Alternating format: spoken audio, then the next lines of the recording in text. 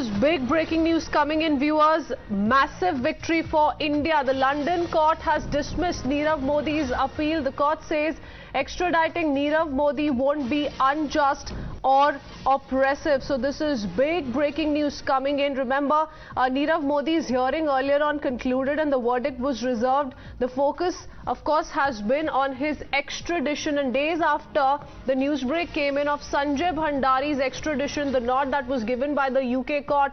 Another big breaking news update coming in, and massive victory for the agencies here in India fighting the Nirav Modi case.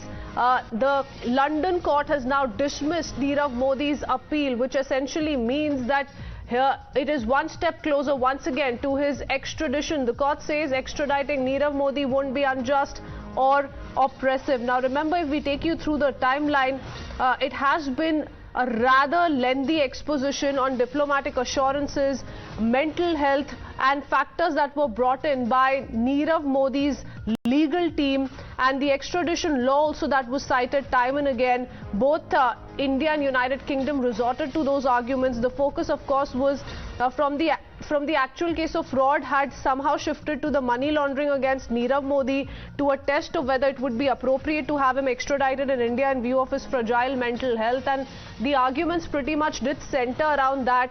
But now this word coming in from the London court that has dismissed Nirav Modi's appeal, and the court says extraditing Nirav Modi will not be unjust or oppressive. Certainly a big victory coming in for the agencies here in India, as one step closer to extradition of Nirav Modi, to bringing him back so he faces the law here in India. Let me go across to Danish joining us live with more details. Danish, just days after the extradition nod for Sanjay Bhandari came in, here's the news of a big victory for India. The London High Court has dismissed Nirav Modi's appeal. Well, yes, absolutely. This is the news we are breaking at the High Court here in London. The two-judge bench have now ruled that extraditing Nirav Modi will not be unjust or oppressive. That judgment came after a long stretch of hearings that took place in the High Court as part of the appeals process, because Nirav Modi had appealed against the judgment of the Westminster Magistrates Court saying that he should not be extradited. The High Court also, in fact, had allowed submissions and fresh evidence that was submitted by Nirav Modi. But all of that failed to impress the High Court here, which has ruled that extraditing Nirav Modi will not be unjust. The High Court accepted that, yes, there is a mental health issue that Nirav Modi faces, but the fact that by itself will not be unjust or oppressive. It is a fairly major victory, as I have been saying, for India in this Nirav Modi's case as well. In Feb 2021, the Westminster Magistrates Court had ruled in India's favour, after which Nirav Modi had lodged an appeal.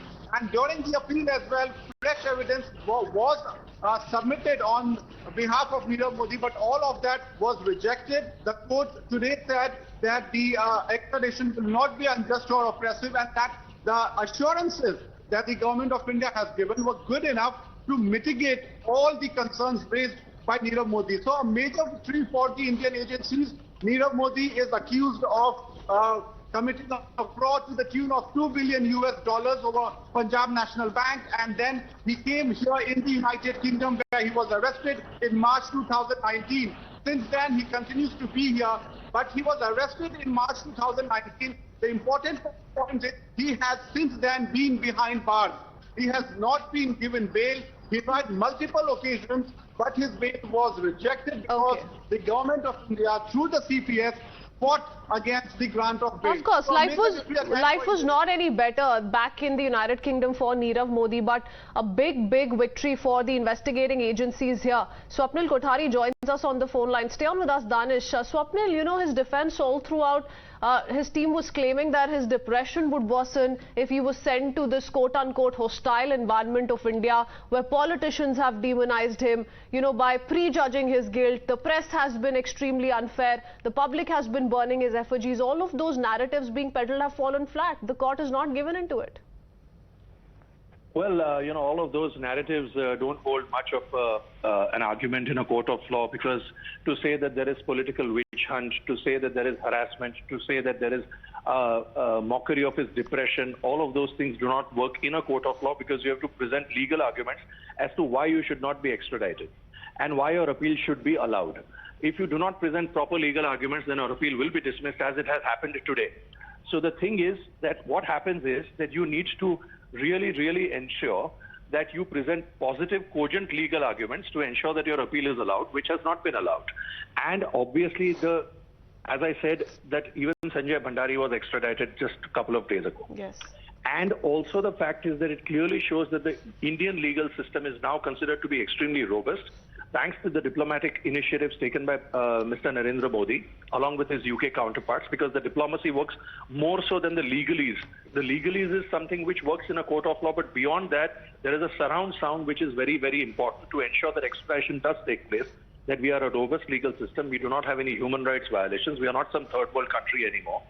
And we are possibly more established than the United Kingdom in many legal aspects than what they were, or they think that they are. So this is a clear indication. You will see a lot more skeletons coming out of the closet. In a sense, what I mean is more extraditions taking place and more such appeals being dismissed. And of course, this is a great step. It's a step in the right direction, but it's still not time for me to take my firecrackers and burst them, simply because I yet to have to see them on the Indian soil facing the Indian courts. So until I see that, and that's going to take a while, because the person is allowed to exhaust all his legal remedies plus his asylum remedies, etc. And which is what he's going to do, given the kind of clout that he has. So you must tell us, Swapnil, what kind of legal options does he have next, and how many of those? Because, you know, the extradition appeal pretty much was hinging on this judge's ruling itself, whether it would be oppressive to extradite Modi given his high risk of suicide. So those were the kind of defenses that were being put out by his legal team. I thank you for joining us here on Times Now. Danish, if I could come back to you and take that question to you. What next for Nirav Modi? What all options does he have in front of him? Well, there is any judicial insight for Nirav Modi on experience covering extradition cases. The Supreme Court will accept an appeal to Nirav Modi. He might try. The chances are very slim, because the Supreme Court here only takes very few cases of larger Danish, public. we'll fix that line with you. We'll come back to you in just 30 seconds. Stay on with us. We'll fix that line. But yes, this is a big update coming in from the United Kingdom. Remember, it was the court that earlier also heard from psychiatric experts who had assessed Nirav Modi while he was in the prison in southwest London, and confirmed that he does suffer from recurrent depressive disorder, and based on that his legal team was seeking relief from this extradition. But remember, here's what the court has noted, and this is very important given the latest update and a big victory for our agencies here in India. The court says extraditing Nirav Modi will not be unjust or oppressive. So in that sense, the London High Court has dismissed Nirav Modi's appeal. The defense that was put in place by his team of lawyers has now been taken down in the verdict that has now come in from the UK court, wherein Danish could perhaps also throw some more light on this. Danish, yes, I was meaning to ask you about the legal remedies that he can resort to, and immediately here on. Well, technically he can approach the Supreme Court here, but as I have been, that's a very high bar set. The Supreme Court here does not accept, any case that was lost at the High Court. It has to be of huge public importance, and more than that, it has to be of wider ramifications, none of which apply in Nirav Modi's extradition case, because the High Court here... Okay, Danish, I'll come back to you. I'll come back to you. Sorry to have you interrupted there. Let me go across to Mr. Subramanian. Swamy is also joining us on the phone line. Mr. Swamy, how do you view this? The London High Court has dismissed Nirav Modi's appeal, says extraditing Modi will not be unjust or oppressive. Of course, this means our arguments are poor. We have to examine who are the advocates we had given this job to, and whether they covered all the points. I think this is something which the Law Ministry must do a research and convince the people of India that we did our best, and the judgment is wrong, and we'll appeal against it or something. But they can't just keep quiet, because it is a big slap on the face of the government of India.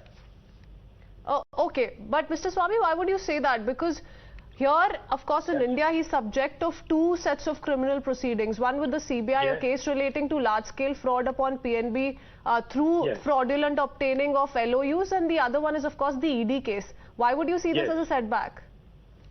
No, setback because he has not been extradited. You can't prosecute him in London. So you're saying this is an endless circle of him resorting to legal remedies, getting some relief for the other, and escaping the extradition. This is, of course, how did he escape? That's another big thing that needs to be investigated. You know, how these people managed to escape. I know in the case of Malia, there was a complicity by one of the ministers to enable him to escape. So these things need to be investigated sometime by our own parliamentary committees to see that these things come on record. Okay, but Mr. Swamy, isn't it a small step in the right direction, because his legal team was building on the argument that because of his poor mental health, he can't be extradited, and that's been struck down by the court? There's nothing been. We have to see what the ultimate result is. That they have said no, there's no need to extradite him. They've given him a stronger argument actually. Health is something called karuna in our Hindi, in Sanskrit. And they said no, there's no need for being sorry for his bad health. Okay. The fact is that the law doesn't require him to be extradited. Okay, so you're saying this is not the end of the road, and nothing really to be, quite jumping to conclusions that we're one step closer to his extradition. Thank you for joining us here on Times Now.